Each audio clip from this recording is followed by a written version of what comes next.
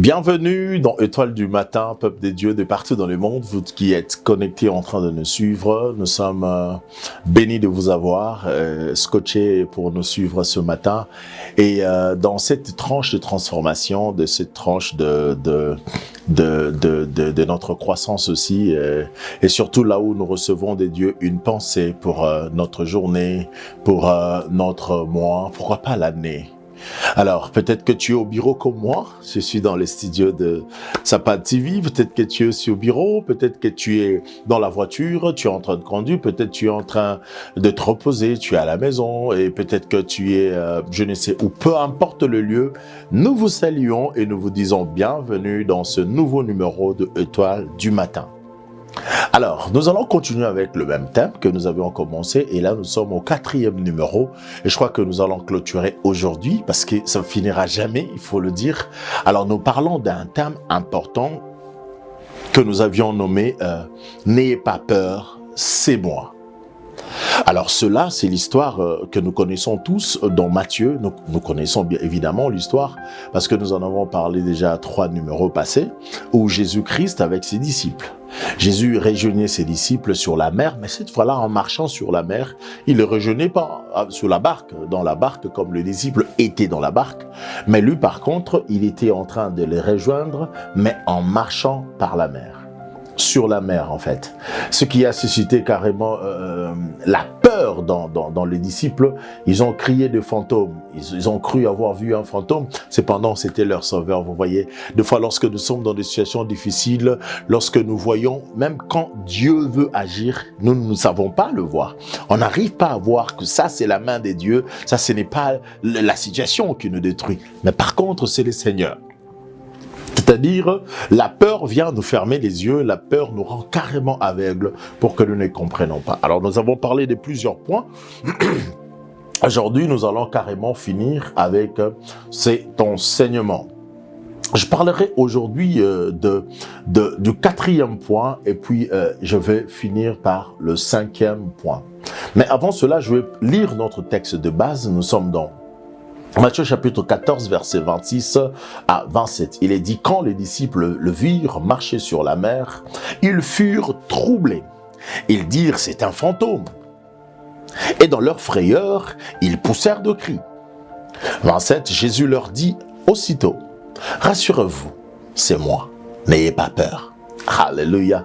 Et c'est dans ce passage que nous avions lu, que nous avions partagé cette expérience, ce long voyage dont nous atterrissons aujourd'hui. Alors je vais récapituler puisque c'est les derniers numéros pour que tu comprennes exactement ce que le Seigneur voulait que tu comprennes. Le premier point, je vais parler d'un Dieu qui se révèle au milieu de la tempête, c'est-à-dire les disciples, ils étaient dans la tempête et là, Dieu se révélait. Et généralement, quand nous sommes dans des situations très chaotiques, c'est là que le Seigneur se révèle. Alors si c'est ton cas, tu es peut-être en train d'aller au travail, mais dans la tête tu dis, je ne sais pas si ça va marcher ou pas, je ne sais pas, est-ce que, tu as beaucoup de questionnements, oui, c'est dans ces questionnements-là que le Seigneur va se révéler. Dieu se révèle là où l'homme ne s'attendait le moins. Là où tu t'attendais de moi, c'est là que Dieu se révèle. Là où l'homme est au bout, là où l'homme se sent asphyxié, là où l'homme pense que c'est fini, c'est exactement ce moment-là que Dieu se révèle. Alors laisse que Dieu se révèle dans ton cas, dans ta vie, dans ta situation. Et cela dans le nom de Jésus-Christ. Amen. Alors, le deuxième point, je parlais aussi de la peur est aveugle, mais la foi ouvre les yeux. Alors là, j'ai essayé d'expliquer comment est-ce qu'ils croyaient avoir vu un fantôme, mais cependant, c'était leur sauveur. Mais à cause de la peur a carrément les a rendus aveugles en fait. Mais en même temps, non seulement que la peur rend aveugle, mais la peur déforme aussi la perception de la réalité. Tu vois, leur perception de la réalité avait changé. C'est le maître, le sauveur qui vient, mais à cause de la peur, ils ont crié d'un fantôme. Alors que ce n'était pas un fantôme, c'était le maître qui venait. C'était leur sauveur qui venait. C'était leur Seigneur qui venait. Vous voyez, c'est ça le rôle de la peur. Alors tu es dans cette situation, ne crois pas que c'est fini. Non, c'est seulement une situation dans laquelle tu es Mais le maître vient. Celui qui vient là, ce n'est pas le diable. Celui qui vient, ce n'est pas un fantôme. Mais celui qui vient, celui qui te parle même comme ça. Ce n'est pas un fantôme, mais c'est ton sauveur. C'est ton Seigneur qui vient te secourir. Amen. Alors nous avons parlé aussi du troisième point. Et là, je parlais de la présence de Jésus change tout. Alors, il n'a pas dit à la mer va se calmer. Il n'a pas dit à la mer, calme-toi. Non, mais par contre, il a dit aux disciples, c'est moi. Vous voyez, Jésus fait quelque chose, il refuse de s'adresser à la situation, mais il s'adresse aux personnes. Alors là, j'avais expliqué en disant que le problème dans tes problèmes, ce n'est pas ton problème. Mais le problème dans ton problème, c'est Dieu. Le problème dans ton problème, c'est Dieu. Donc tu dois voir le Seigneur dans ce problème-là. Et ça, c'est très important. Amen. Les problèmes, c'est Dieu. Qu'est-ce qui se passe? Alléluia. Alors, qu'est-ce que j'essaie de dire? J'essaie de dire que le vrai problème, en fait, ça n'a jamais été, le vrai problème n'a jamais été ton problème. Mais le vrai problème, ce n'est pas ton problème, mais le vrai problème, c'est Dieu. C'est Dieu qui doit se révéler dans ton problème.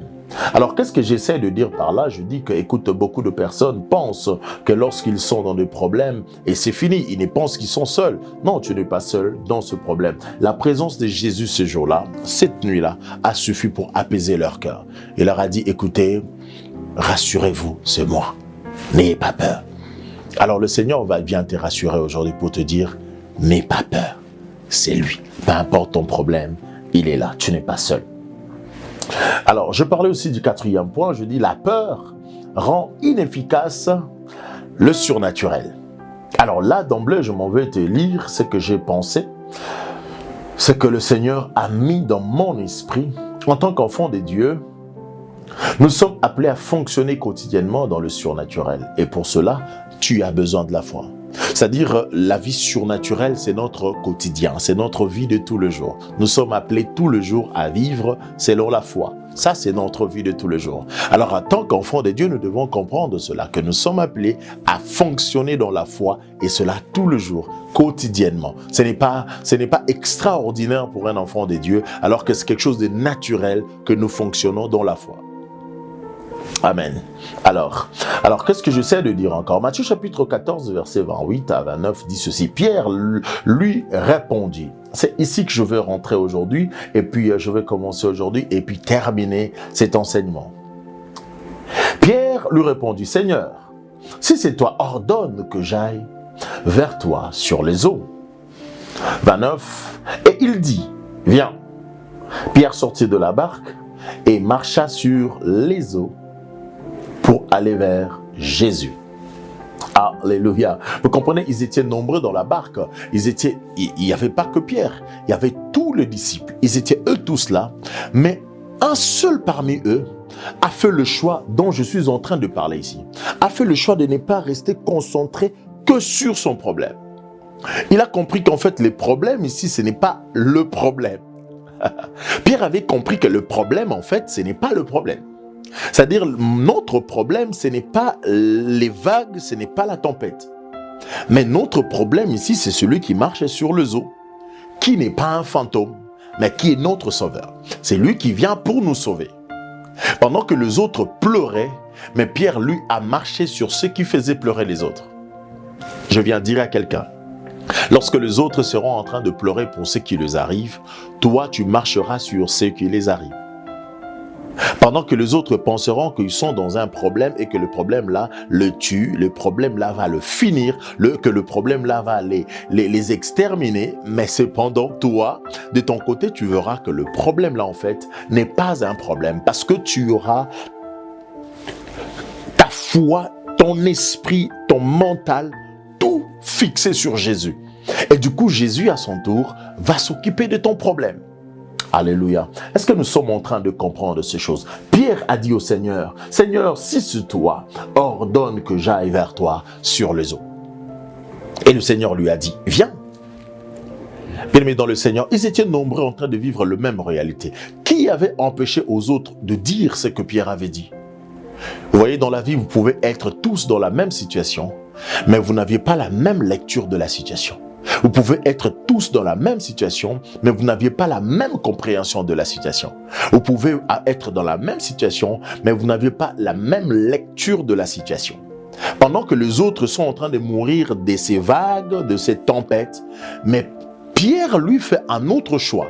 Il vivait la même réalité que les autres, mais il a fait un autre choix. Il a fait le choix de fermer les yeux à ce qu'il vivait, mais de se concentrer sur la personne de Jésus.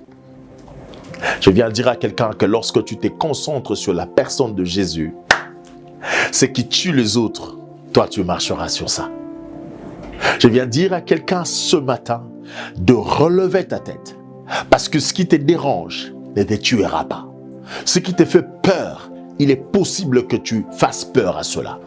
Ce qui te réduisait à néant, il est possible que tu le réduis à néant. Alléluia, dans le nom de Jésus-Christ. Pierre marche sur les eaux, guidé par la voix de Jésus. J'aimerais que tu écoutes la voix de Jésus dans la tempête. Tu es allongé malade à l'hôpital. J'aimerais que tu écoutes la voix de ton Seigneur te parler maintenant. Et que sur ce lit de l'hôpital-là, que la voix du Seigneur puisse te parler. Que tu écoutes Jésus te parler. Et Jésus te parle, il te dit, tu n'es pas seul. Je suis avec toi. Alors n'aie pas peur. Sois calme. Rassure-toi. Jésus te parle. Tu sais, si le Seigneur avait déjà fini avec toi, tu serais plus vivant. Tu serais déjà mort. Alors s'il te garde encore en vie, peu importe ce qui t'arrive, ce qui n'a pas encore fini avec toi, il a quelque chose qu'il est en train de vouloir faire dans ta vie. Il a quelque chose qu'il poursuit en toi. Il a quelque chose qu'il doit faire au travers de toi. Voilà pourquoi il te maintient encore. Peu importe les secousses, peu importe les tempêtes qui soufflent, mais il te garde parce qu'il a un projet avec toi. Alléluia. Alors, c'est très important.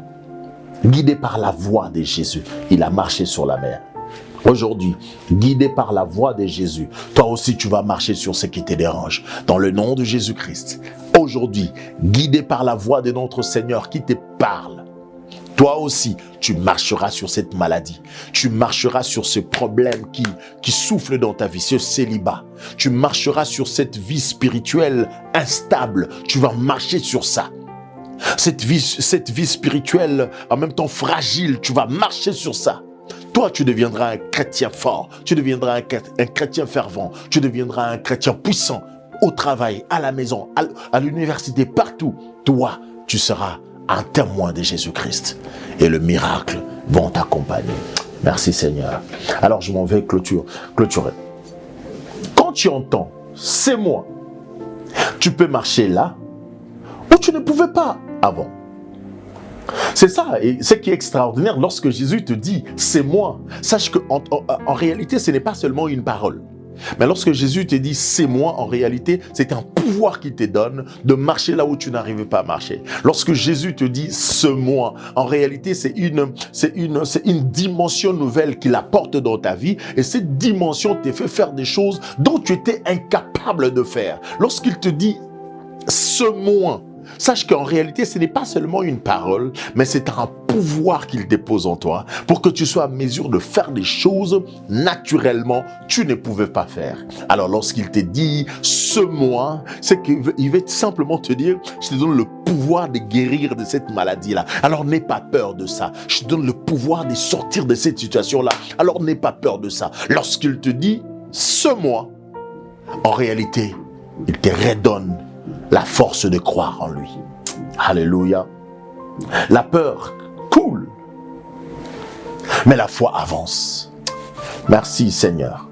5e point, je parle de Jésus tend toujours la main. Je m'en vais dire à quelqu'un, clôturer cet enseignement en te disant, même quand Pierre doutait, Jésus le relevait toujours. Même lorsque Pierre doute, il dit, écoute, je suis en train de... Est-ce que c'est vraiment lui? Est-ce que c'est lui? Est-ce que je marche vraiment sur la mer? Et qu'il commençait à se noyer. Qu'est-ce qui se passe? Jésus l'a tenu la main. J'aimerais dire à quelqu'un, peu importe le doute que tu as, Jésus ne t'abandonne pas. Jésus est toujours avec toi. Il te tend toujours la main. Alors, qu'est-ce que tu veux que je te dise? Lorsque tu vas finir de douter, prends sa main, parce qu'il est là pour te retirer de là où tu es. Lorsque tu vas finir de douter, alors crois encore. Parce que sa main est toujours tendue pour te prendre et te sortir de là où tu étais. Alors, dernière phrase, j'aimerais te dire avant la conclusion, c'est que il ne condamne pas, il soutient. Jésus ne te condamne pas parce que tu l'avais abandonné, parce que tu avais commis un péché, parce que tu avais fait ceci, parce que tu avais fait cela. Jésus n'est pas là-bas. Jésus ne regarde pas ça. Jésus, par contre, te soutient. Jésus ne condamne pas, mais Jésus soutient. Alléluia. Et la conclusion, j'aimerais te dire, dans le moment d'incertitude, n'écoute pas la peur. Lorsque tu te rends compte que tu es dans des moments d'incertitude de ta vie, tu ne sais pas quoi faire, tu n'as pas vraiment la réponse aux questions, alors ne doute pas. Dans des moments d'incertitude de ta vie, alors n'écoute pas la peur. Ferme les oreilles à la peur. Pourquoi? Parce que la peur, la peur s'écroule. La peur s'écoule. Oui, elle s'écoule. Mais la foi fait avancer. Alléluia.